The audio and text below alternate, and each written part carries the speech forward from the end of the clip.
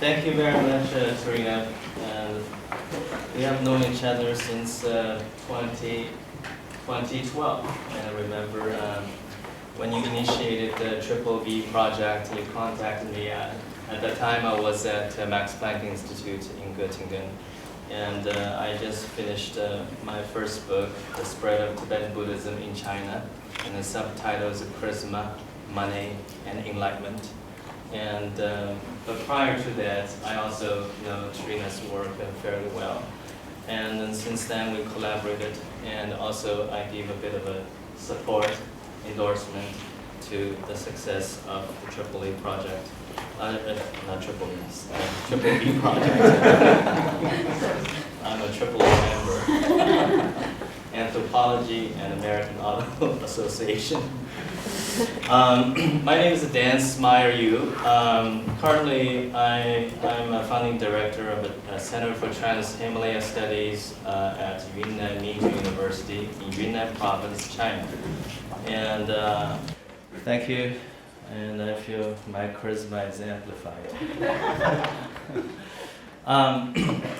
So my current job allows me to do more than Tibetan Buddhism studies, more than the Sino-Tibetan interactions. I'm very much in tune with the Transregional studies, and I think Copenhagen is known for Transregional studies, cross-cultural studies.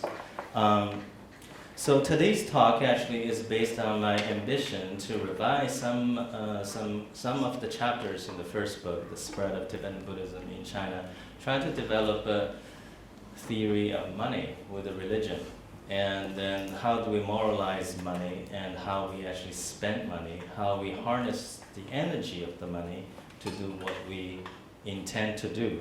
So this intended paper discusses the social symbiosis and moral antipathy of money and the religious charisma in the revitalizations and spread of Tibetan Buddhism in China. And it's based on my ethnographic work. In this paper, I wish to present an argument that growth of Tibetan Buddhism in urban China is a dynamic interplay of concurrent creation, destruction, meaning that the market creatively destroys the traditional forms of Buddhism, in this case Tibetan Buddhism, while it simultaneously destructively creates new forms of its practice.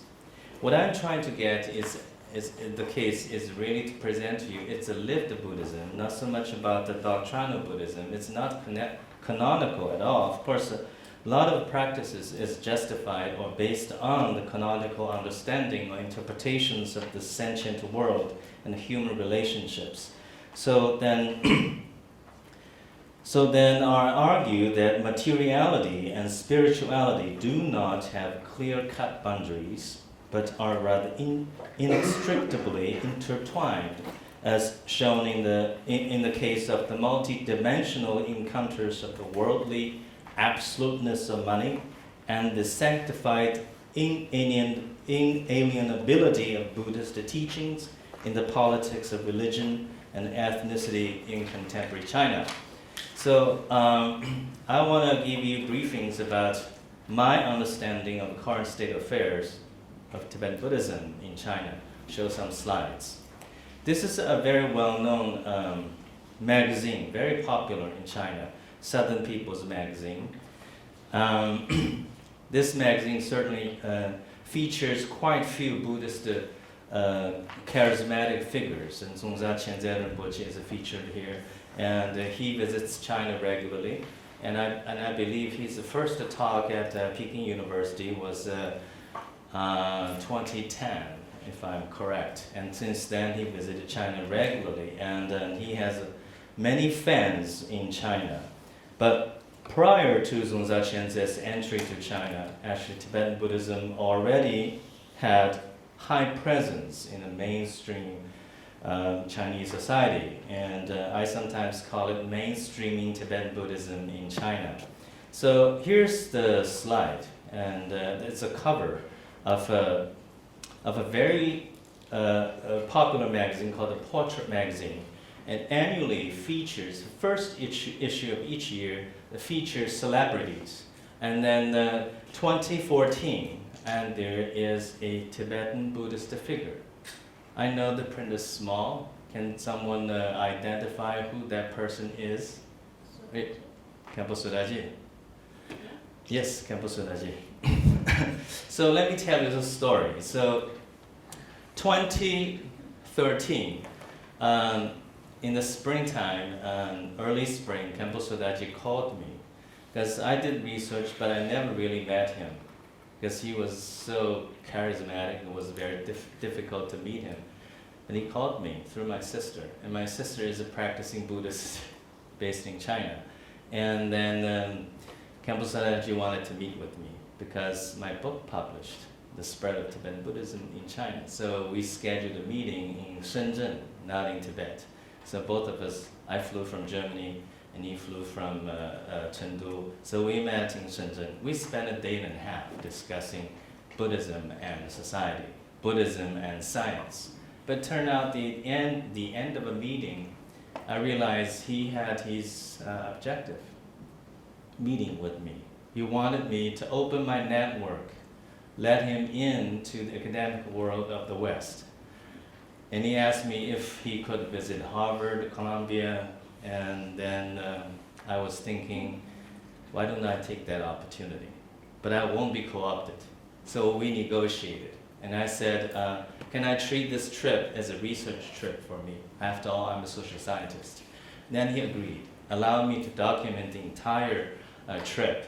So I scheduled 5 and 6 places, and including Max Planck Institute and the University of Göttingen, Harvard University Divinity School, and Columbia University and Boulder, CU Boulder. So these campuses allowed him the first time to encounter the Western academic world, how Buddhism is being studied, how Tibetan Buddhism is being studied. Throughout the trip, I realized that he had his missionizing intent, wanted to spread his version of Tibetan Buddhism outside Tibet. So we discussed this extensively. After finishing the trip, I got a call from the editor of Portrait magazine. And then they want to interview me. They want to feature an article of Khenpo Sodaji. They want to feature Khenpo Sodaji as the successful face of religion in China. So we had a cross-continental conversation. The editor interviewed me for 2.5 hours. But in fact, the article was very short. But the point is that this magazine made a point that Buddhism is important. It's not just the Buddhism. It's also Tibetan Buddhism is being featured, is being mainstreamed in China. And then other gentlemen in suits, and they all come from industrial world and also entertainment world. So here you see Buddhism is very much connected with entertainment, with the business world, and Buddhism itself is a type of business. So let me continue the narrative while I show these slides. And then you possibly, some of you do China studies, you probably recognize Khenpo Sodaji is having a conversation with a very famous movie actress. And so Buddhist lamas meeting film celebrities is not new, and it's not just happening in Hollywood, it's also happening in Beijing.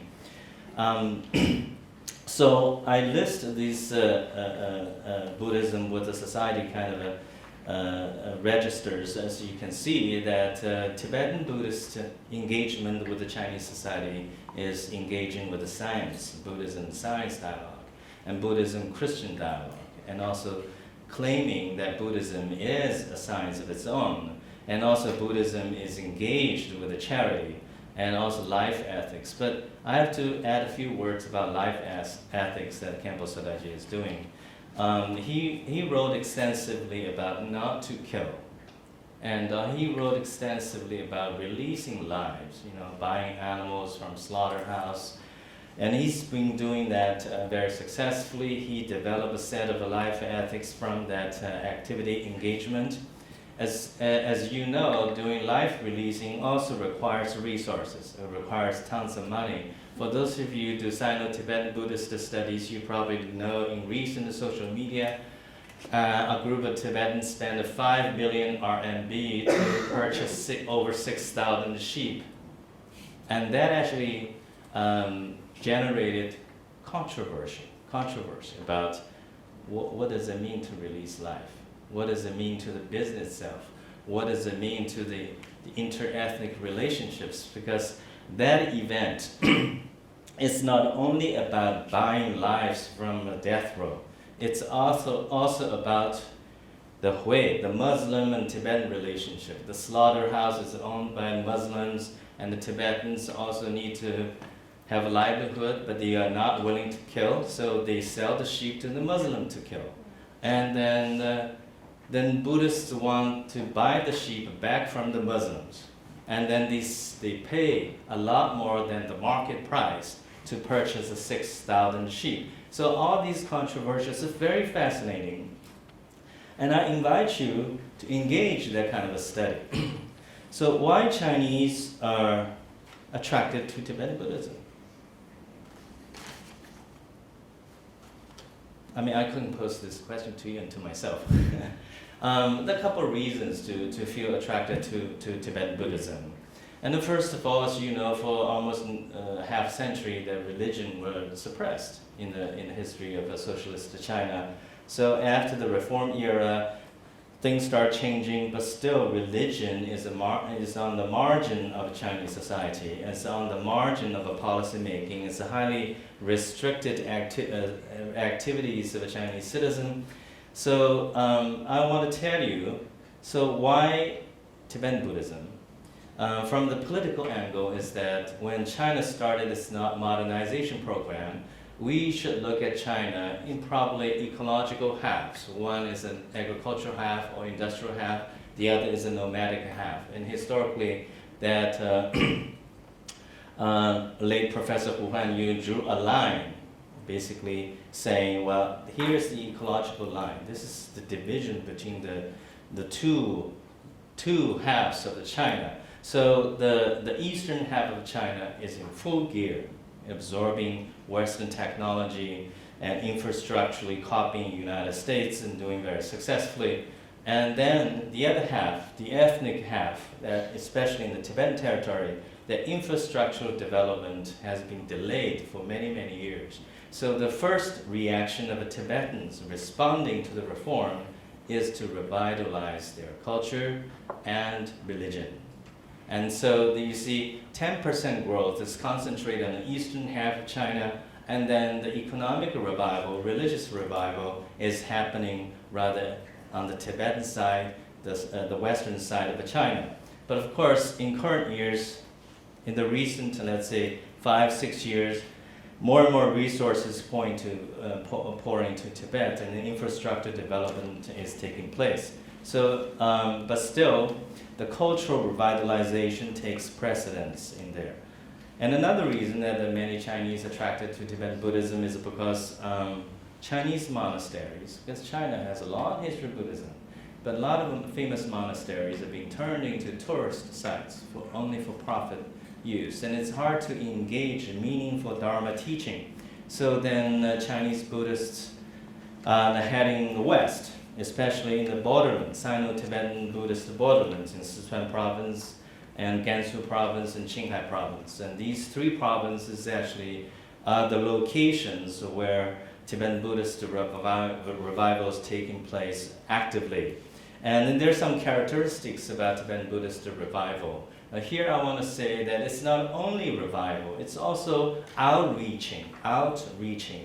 Because my American colleagues like David Germano, Charlene McLean, and the European colleagues also write about contemporary Tibetan Buddhist revivals. But I have to say that most of them are very Tibetan-centered.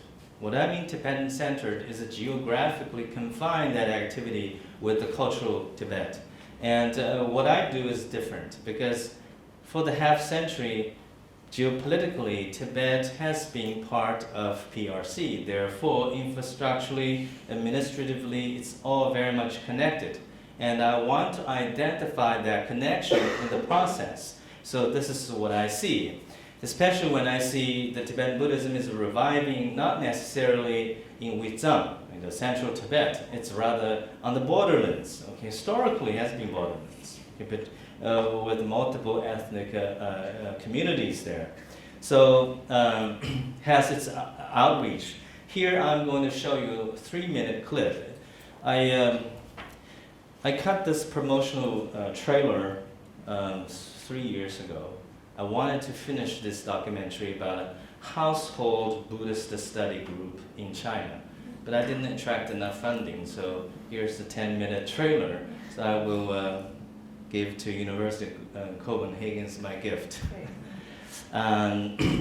So the setting is in Shanghai, but I'm going to skip the Shanghai scene, and many of you have been in Shanghai, I believe. So I'm going to directly go into the household. So the film's title is called basically, hang on.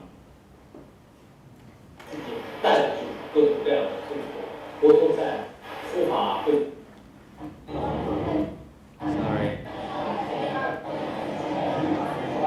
All right, let's take 2 minutes to view this. 护法会在背的长尾开始这个下冰雹啊，就是打的那个，在这一次哇，就现在我们已经很有历史了，因为就这一次到我只能是跳舞。其实表面上看呢，我们既然是四大教派的话，都我们自己带着各种各样的痛苦，佛陀在这个佛经里面有在讲过啊，这个弥勒菩萨在那个金庄严当中也是这样的。其实这是一种方法。 这是一种方法，实际上你不会就如此的这个痛苦，如此的痛苦。有的时间当中你不老实的话呢，天天只是帮助别人，表面上看起来好，天天帮助别人的话，会不会很痛苦？但实际上不是，你逐渐就是社会人，逐渐所有的范围对你以你的这个真好。什么是大乘小乘的区别？还有就是内道和外道的区别。 第二个，他会就讲就是大乘佛教，了解大乘佛教有什么意义？大乘佛教本身就是一个真正的真理嘛，真经不怕佛念。上半部分都已经学完了，今天开始正好是学下半部分的一个导修的一个实修的一个学习。这节课要讲的是几个要点，一个是修行时间、地处和入座前的准备。传统说法从4点钟起床。 在家居士由工作及家务繁忙如何安排禅修？早晚休息时间每周不小于到2个小时。亲身经历谈下我们是如何安排一天的修法的？修法为什么要早起？这里我看的理解的要点就是，第一个他是说你那个就说是暂时不具备，那么不到1个小时是可以这样子做的。 但是我觉得还是要观察一下自己会不会成为一个偷懒的一个借口。我是闹了几次，然后没起来，然后我先生就那个他说你要么就是闹钟关在起来，要么就是要闹钟关你去睡觉。我大概有过2到3次，就是那个早上的时候可能是着凉就胃不舒服，然后刚胃不舒服以后可能会动个念头想，哎呀胃不舒服打坐可能会不好，要么就躺一下。但是我想想看。 那个就是应该要起来打坐啊！我试过2到3次都是这样子，就是一打坐以后，胃刚开始还是难受的，然后我就发个愿啊，反正就终于命难都。So I'm sorry, I'm going to stop here, but I will leave the video clip to Trina, and you feel free to copy. And I shoot non-profit documentary films, so I have other films. You're welcome to get in touch with me. Okay, so. Tibetan Buddhism, why Chinese are so attracted to it, and then let's focus on the charisma itself. And in the Tibetan Buddhism, the outstanding feature is so-called Tukka, or the English pronunciation is Tukku. This is a very important feature of Tibetan Buddhism, and the loose translation is a reincarnate Lama. And dukkha itself literally means a transforming body, so transforming from one lifetime to the next lifetime. And then dra, this word also is a noun and a verb, and means change, transformation, and fantasy. A person with ability to produce fantasies or mirage, or a person or object produced by magic power. So then it's both as a verb and it's a noun. It really shows the unique feature of Tibetan Buddhism. Then Chinese is very much attracted to it, just like Tibetans themselves also attracted to it. So, and then let me dwell on the sociology of charisma here. And then this charisma, I have to say, it's different from the personality-based charisma that Weberian theorists are doing. And what I see is that the charisma in the Tibetan context has, I would say, have three features. The first is has to do with the land-based.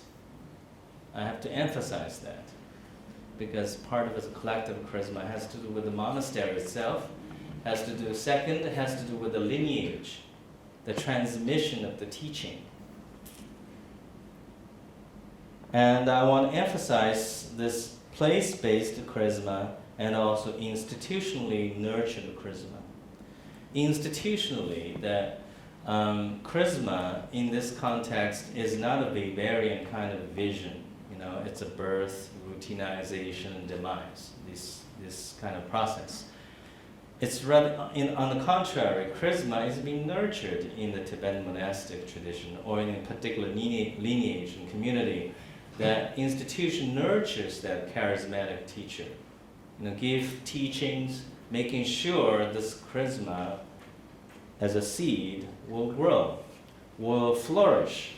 And so this process really negates the Weberian understanding of a charisma. Let's say we're talking about Gandhi, Mao Zedong, or Hitler, and you can clearly see the birth of charisma through routinization, institutionalization, and the demise. But Tibetan Buddhism, in my understanding, in my field work, that institution nurtures this charisma.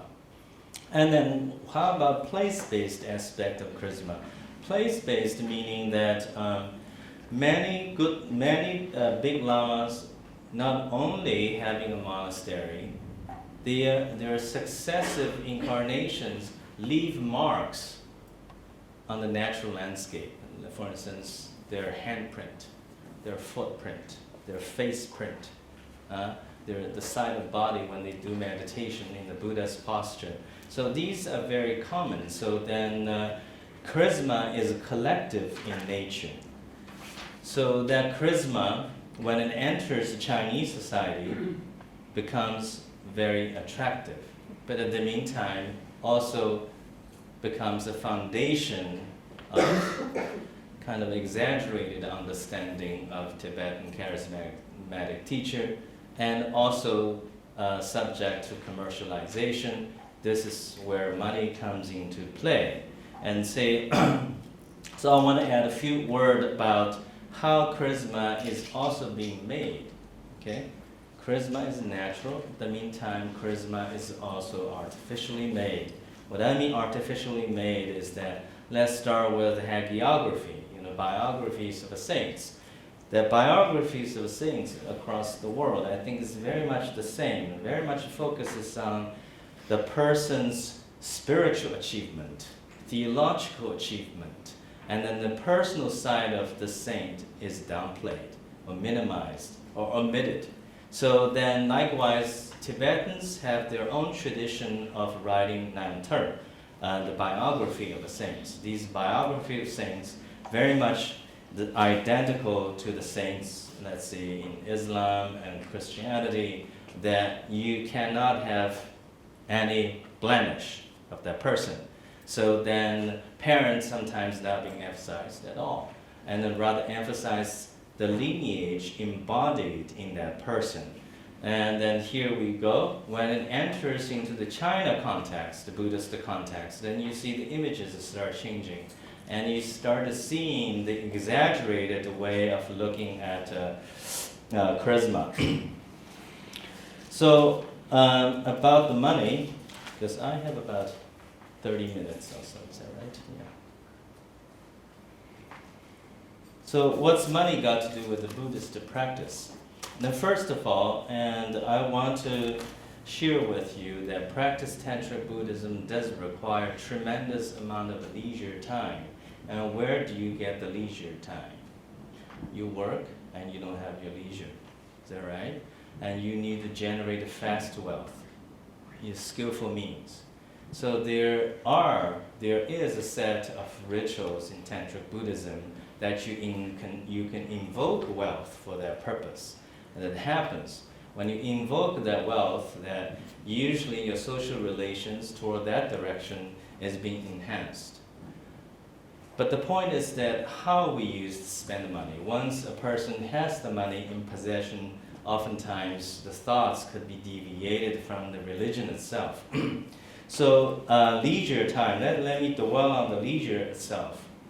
For instance, if you practice Dzogchen, Dzogpa Chenpo, the great perfection, for those of you who do Tibetan studies, and there is a set of preliminary practices, and then each set, five of them, and then each set requires, let's say, prostration 100,000 times, okay, and then the offering ritual 100,000 times. It's a very repetitive process. But if you do it every day, I tried it, that formula, then I really have to quit my job, don't do anything else. And at the meantime, it's so attractive. But I have to say, this preliminary practices, and trust me, it's not just only religion itself. It's about your body. It's very somatic. You get sweaty, and then you start reflecting on a lot of things. Okay, that's the thing about it. Actually, there is an inner dimension of a Tantric Buddhism that attracts the Chinese Buddhists. But the leisure itself always becomes a hindrance for someone desire to have that kind of practice. So then money becomes very, very important in the process. So then market economy kicks in. Here I want to say two types of market. One is the religious market, the other one is the market economy, let me put that way, that trade, commerce, etc., daily routines. What I mean by religious market is that I would like to reference Professor Yang Fengang's triple color theories. Okay, gray market, red market, and black market. And for those of you who know, but let me allow me to repeat that. The red market is the government sanctioned. Government recognizes it's legal, you're okay to do it, and you have no trouble. And then the black market is seriously illegal, so if you're being caught, you could be legally punished. And there is a gray market, which I concentrate on, has to do with the market itself, the economic market. So in that market, for instance, you just watched the video, and that activity was not in a Buddhist monastery, rather in someone's private home. You see, there is a gray area that the state could identify as illegal gathering, but in the meantime, they can leave it alone and say just a family gathering. So this is the gray area. So I'm concentrating on religious market in this gray area. And then I treat economic market as alternative social space. So let me dwell on market as alternative social space. I actually inspired by Frederick von Hayek's understanding of the ancient Greek market. And he used the phrase katalaxy. And I think it's a very, very important way to look at market. So catalectic way of looking at the market means that market is also a human community. And let me reference what he writes.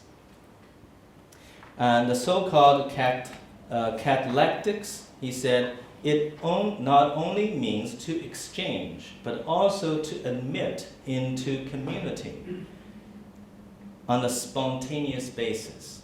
So market itself creating a community. And this also happened, which is very familiar to Chinese history. And late Bill Skinner, regional market, and he called it periodical marketing, that Chinese farmers and villagers gathering periodically. It's not only about exchange of goods and services, it's also exchange of information. And this is the function of the market is taking place among Chinese when they practice Tibetan Buddhism. So in my study, I pay attention to this virtual community and also the actual community. The two ways, both are real to me. So the market creates this virtual community of Tibetans, meaning that the Buddhists use social media, use website to facilitate information, communicate with each other, uploading information, where's gathering, when to set on for a pilgrimage. And the actual community is the home. And the Christians say house church, and the Buddhists it's a house Buddhist study group.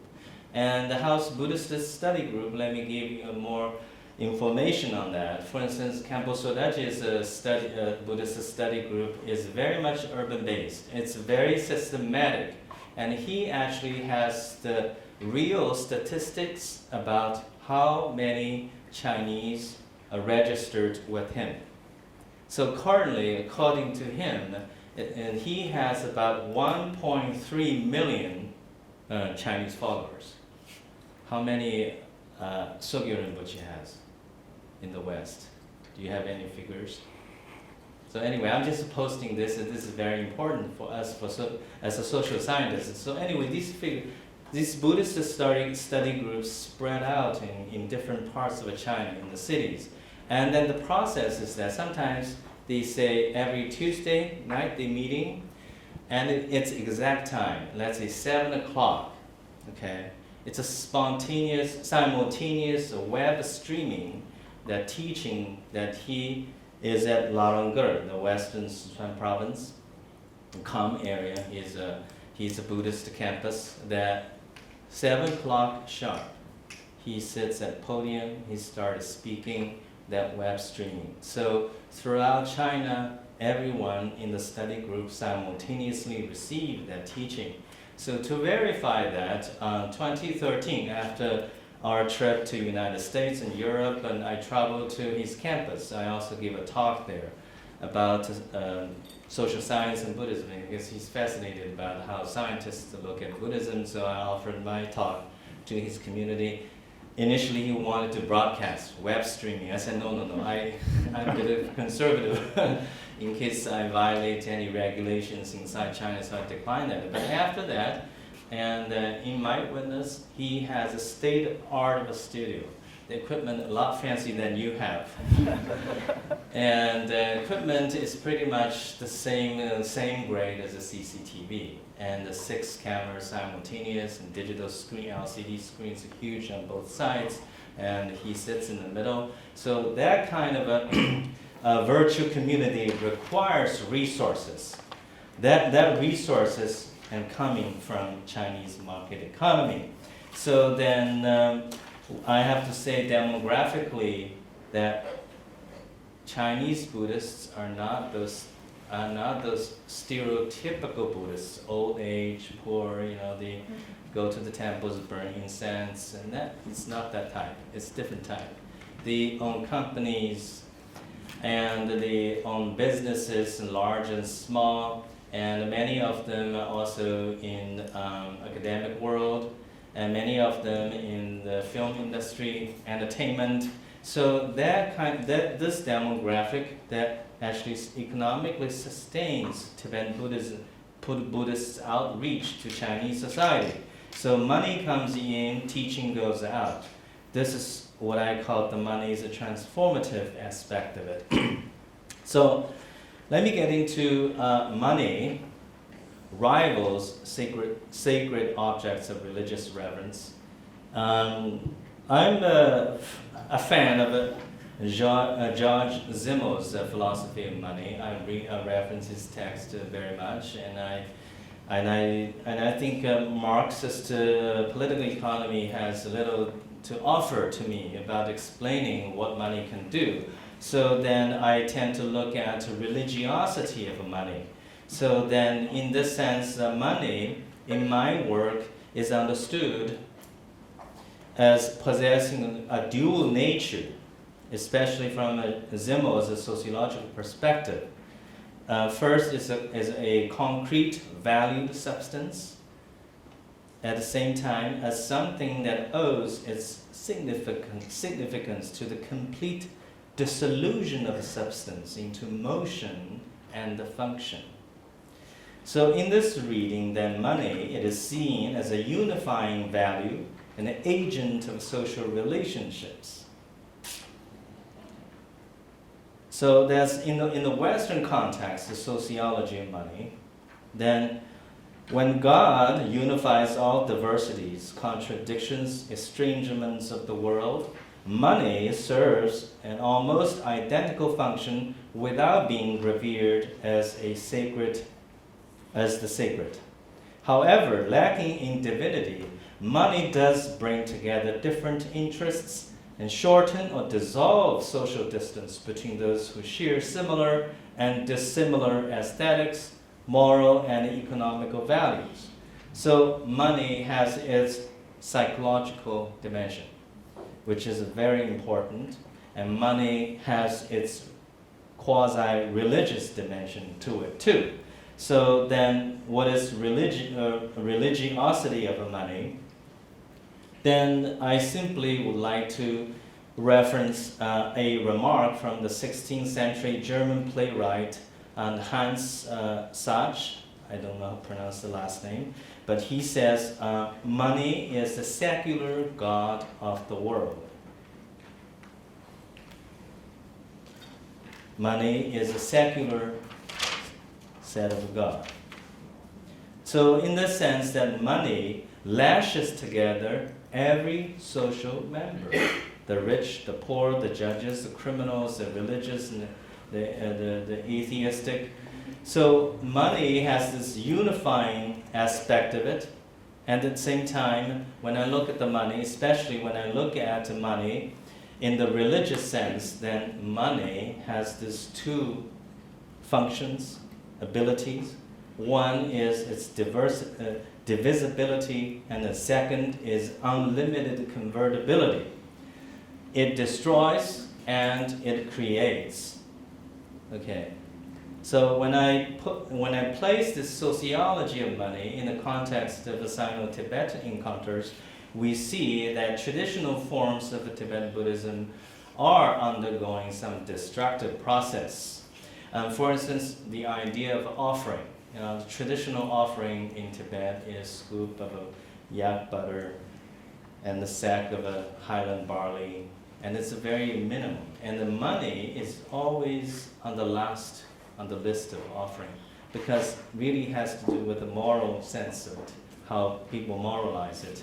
So giving money in the traditional sense is not high priority. It's rather the objects, the sustenance to the monasteries.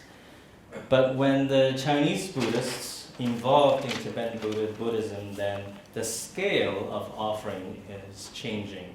So when there is a Dharma gathering, important empowerment session, and many urban Chinese went into Tibet, and a lot of times the minimum donation offering ranges from 500 RMB to 1,000, and then money is also coming in digital forms, and then it could be 1 million, 2 million, 3 million, and then it comes in very quickly. And I will not name names, and then quite a few Khenpos and Lamas, if the state restriction on religion is lifted, they're able to build Buddhist universities, at least 3 or 4, and they can run their own Buddhist press, okay, to printing books and run TV stations, etc. So they are financially capable to deliver a Buddhist empire, materialize that. The point is that it's not possible right now. So if it's possible that Buddhism or Tibetan Buddhism in this case will change the religious landscape of People's Republic of China. But good thing is that in recent years, the core leadership of China actually emphasized the harmonious function of Buddhism in Chinese society, because many of you know that China has ethnic issues, conflicts in Xinjiang and Tibet and other places, and the overall assessment of ethnic tensions. Increasingly, the state also recognized religion could unite and religion could also divide. And then, of course, and the policy people are very utilitarian. They recognize that Buddhism has been a pan-Asian kind of civilizational linkages, linking different nations and ethnic communities. And so Buddhism is being emphasized by Chinese government, and give some favors. I can't say explicitly, but at least through its propagation about Chinese religious reform on religion, Buddhism is giving positive priority, even in President Xi Jinping's diplomacy, because he delivered a very well-known speech on the harmonious function of Buddhism, the civilizational values of Buddhism. So all this actually is in favor of those Buddhists practicing on the ground level. Then you see the connection of money, power, and lived religion. It's all connected. So money here to the charismatic Tibetan lamas are both ends and the means. And then why Tibetan Buddhism is so commercialized? Let me add a few words and I'll end my talk, and then we can get into discussions. The commercialization of Tibetan Buddhism is obvious. And if you travel to Chengdu, and there's an ethnic quarter, Tibetan quarter, and you see ranges of stores. And Teresa, you were there recently, is that right? You can see the small business booming. And then I can't say it's a full commercialization. I understand Buddhism is always working with the money. And then the original disciples of Shakyamuni Buddha, among them, there are at least 2 or 3 of them are very wealthy merchants. And so the Buddhists working with merchants and with people with resources is very common. So the materialization of a charisma, I call it spiritualization money, happens like this. So when it's being commercialized, it's really about, I want to invite you to visualize the money and the object of acquisition, and also the desire of the subject, the money owner, that kind of relationship. And conventionally, when we as a consumer, we go to the store, I went to a Leica store, bought a camera here, and I realized also, Zimmo is right on. It's not so much about Leica itself. I know Leica is very good, but inside of me, there is a desire that I want to be the best photographer. And then I need to compensate that. So Leica's quality compensates that desire. So actually what I purchase is my own desire. It's not the object itself. So I want to emphasize this. So then let's put in the Buddhist context is that religion in general and then Buddhism is being frustrated in the atheistic society, in a policy negatively sanctioned. Then you have this religious spiritual desire, you could not fulfill that. Okay, then Tibetan Buddhism happened to possess that capability to deliver something to fulfill your desire. So then money becomes very, very important. When you purchase that, actually you just purchased your own desire. But of course, in exchange, you receive the teaching. So this is the fundamental theory that I want to emphasize in my research. So then the relationship of conventional offering is just totally gone. It's about monetary relationship. It's about the relationship between the practitioner and the teacher through the money. At the meantime, the money is really purchasing the practitioner's own desire, but in the name of the teacher. So you see, the Buddhism is Buddhism. Buddhism is also not Buddhism. It rather reflects the social reality of religion in China. So this is the talk I want to deliver with you. So I want to open up for questions.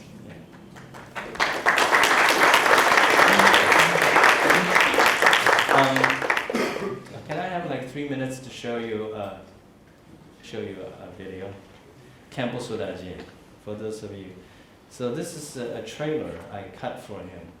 It's a visit to the States and Europe. Okay.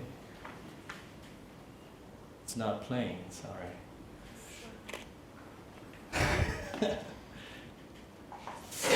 But anyway, let's open up a question while I fuss with the technology.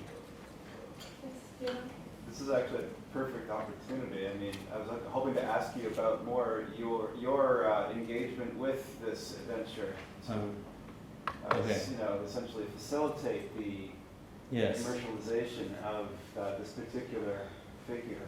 Yes. And you must have tremendously amplified his position in China by bringing him to the West. Yes. As you write, I also you provided us with a very sunny picture of Tibetan Buddhism in China. Yes. Essentially, it's neoliberal. I also have self-censorship for self-protection. Allow me to do that. Fair enough. But as you write, do you reflect on your own role in this? Of course I do. How do you do it? Like, how do you I don't let things get into my social scientific way. So if it destroys my career, I won't do it. But I know what's coming to me. But it seems like it'll do the opposite. It'll amplify your career in China. I don't think so, because the Chinese colleagues are very scientific too, because they could criticize me being a Buddhist instead of being a social scientist. And I'm sure people from China here would understand how important being a social scientist is. And actually, I stick with that principle of being a social scientist. But I answer your question, okay? Yes, I did open the door for him. He never had that door. I opened. At the meantime, after that, I do reflect that he and other Tibetan figures talk about science and Buddhism. But I realized that they're very skillful. I'm sorry, I didn't mean to talk bad about important figures. And skillful in the sense that we, academics, actually hold a tremendous amount of power to discern what is relevant for individuals' livelihood, spiritual, etc. Especially in Chinese context, science becomes very, very important. So over the last 100 years, people are indoctrinated to accept the reality of accepting the scientific way of a being. And then the religion is on the margin. And then by inviting them to those highest academic institutions on earth, and then all of a sudden overnight, by cutting this film itself, distributing through the web, etc., and then the changes he's teaching. And then so his charisma, I have to admit, I'm also responsible to artificially increase the volume of his charisma. How's that? Does that satisfy you? I'm just fascinated. Yeah.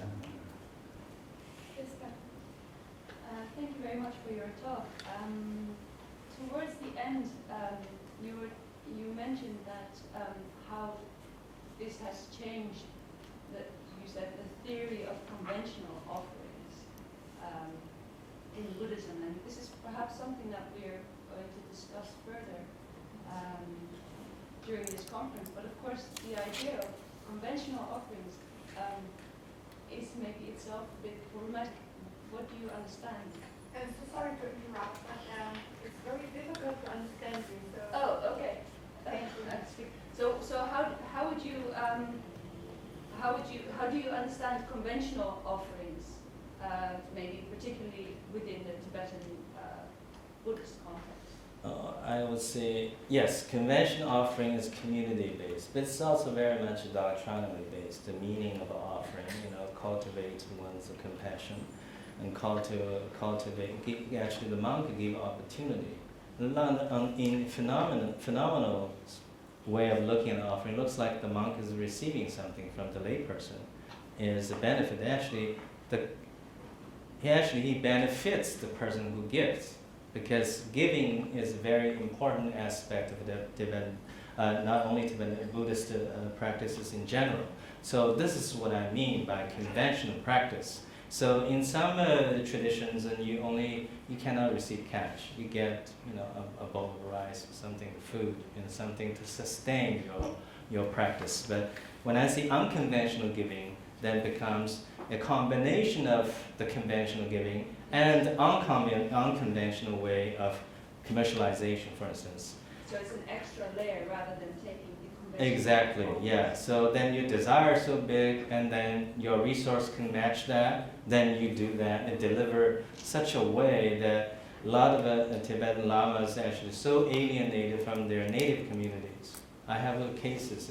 In my first book, I talk about in a village that these lamas are so drawn to the urban China, then their folks have a lot of a resentment to this lama because they cannot give service anymore. It's rather so busy traveling to urban China. Yes, Alex. Well, thanks again. It's so nice to see how Tibetan Buddhism spreads in China and how it's connected globally, etc., locally, globally. So you talked about, Dan, about the creative and destructive potential of money. So creative comes out very nicely in the sense how the money that circulates to Buddhism is involved in the revitalization. But how about the destructive role? Is it the social inequalities and the consequences of capitalism in Tibet, etc., that you are talking about? Capitalism. Evil capitalism. In terms of a revitalization, I have a mixed feeling about market economy. I paused because I cannot give you a black and white answer, say yes or no.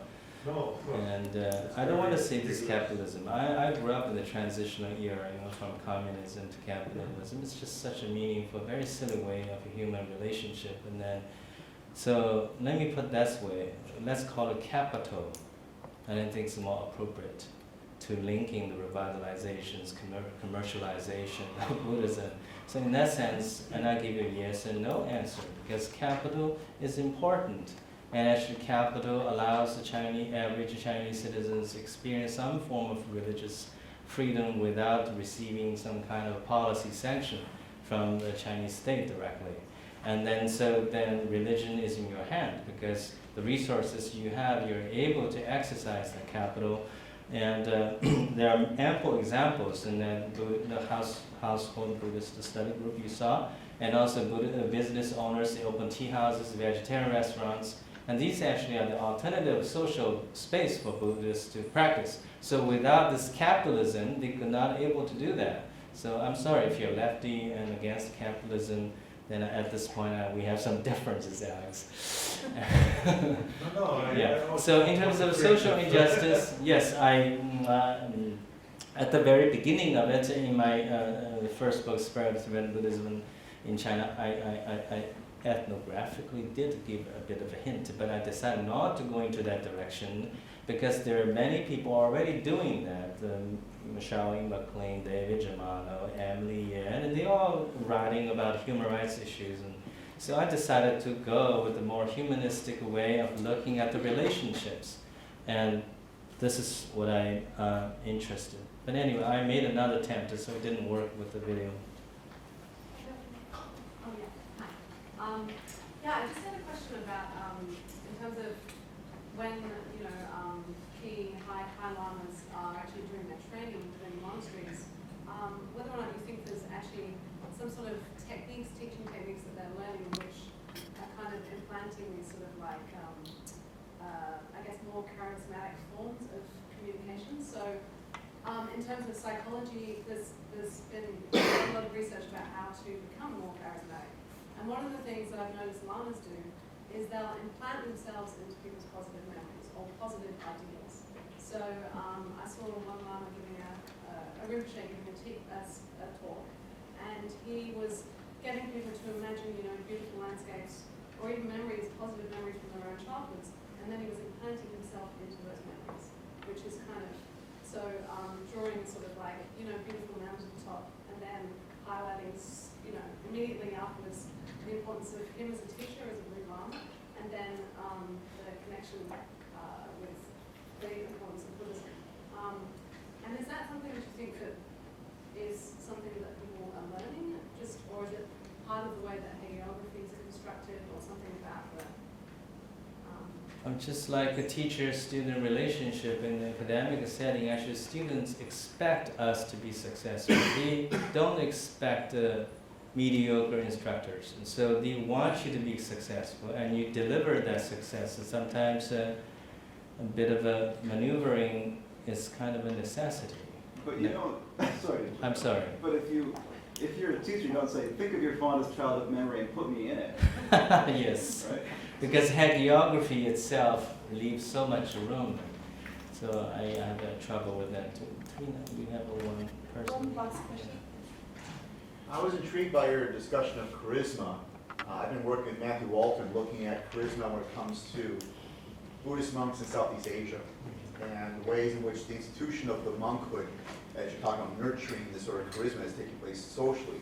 And it was pointed out to me that Weber actually talks about this, what he calls institutional charisma. So not just individual charisma, but institutional charisma. He goes into the societal implementation of that. So I'm wondering, taking this into account, do you still think that the context for what you're talking about with Tibetan charisma is beyond the scope of Weber? One thing is not beyond. Thank you for mentioning that. And now I recall, he does mention institutional aspect. He used the phrase charismatic education, and which is very important in nurturing the person. But overall, his theoretical instruction is 3 stages. So this last stage is the demise, and it's indisputable that in his writing. But in that process that I did reference is charismatic education, but in the Tibetan context. That's what I did. Yeah. Thank you. Thank you very much. Thank you.